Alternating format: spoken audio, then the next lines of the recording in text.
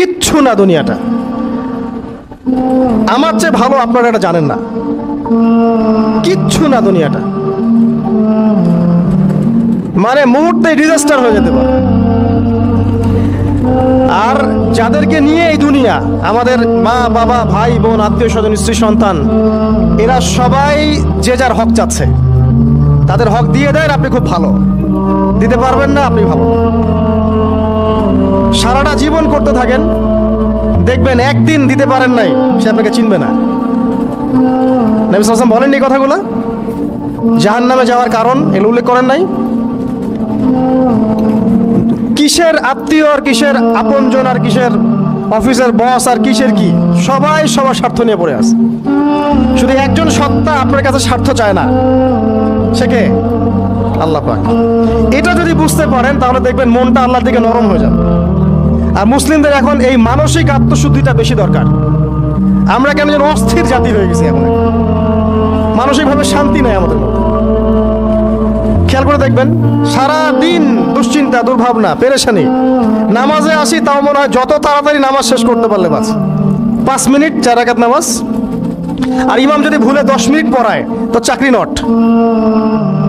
খতিব খুতবা দিবে 30 মিনিট ঘড়ি ধরে বলে দিবে, ভুলে যদি 10 মিনিট বেশি দিয়ে ফেলছে, আজকে আসছেন ভালো কথা, হাদিয়া নিয়ে যান, পরের দিন আর আসেন। অস্থির।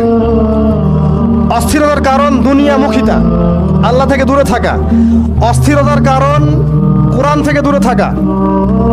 অস্থিরতার কারণ নিয়মিত সুন্নাহর উপর আমল না করা, ডেইলি জিকির আজগারগুলো না করা, ডেইলি কোরআন তেলাওয়াত না করা, হাদিস অনুবাদ সহ না পড়া, দিনের জ্ঞান চর্চা না করা, দিনী হালাকাগুলোর মধ্যে না বসা। অস্থিরতার অনেক কারণ, টাকা পয়সার পিছনে ছোটা, বাড়ি গাড়ি স্ট্যাটাসের পিছনে ছোটা, এবং এই লোভ, এই লালসা আপনাকে স্থির থাকতে দিবে না। অস্থিরতার কারণ এই যে আমরা বলি মেটেরিয়ালিজম, আমরা বলি বস্তুবাদিতা, এগুলো অস্থিরতার কারণ। এগুলো কখনো আপনাকে স্বস্তি দিবে না।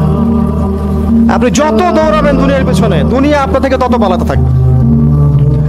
আর আল্লাহ পাক বলেছেন, হে আদম সন্তান, আমার ইবাদতের জন্য সময় বের করো, আমি তোমাকে 2টা জিনিস দিব। 1 নাম্বার, তোমার হাতকে আমি সচ্ছলতা দিয়ে ভরে দিব, আর 2 নাম্বার, তোমার সমস্ত অভাব আমি দূর করে দিব।